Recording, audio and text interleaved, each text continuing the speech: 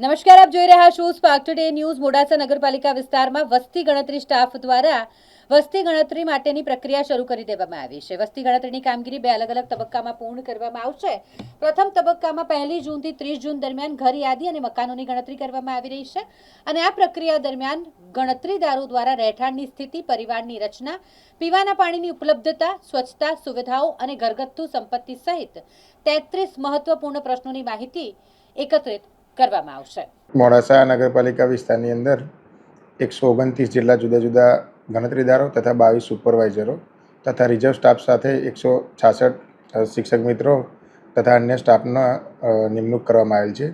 તમામ ગણતરીદાર અને સુપરવાઇઝરો આગામી 30 જૂન સુધી જુદા જુદા વિસ્તારોમાં તેમને જે ફાળવણી કરવામાં તમામ વિસ્તારોની મુલાકાત લઈ હાઉસ લિસ્ટિંગ બ્લોક એટલે તમામ મકાનોની ગણતરી કરશે.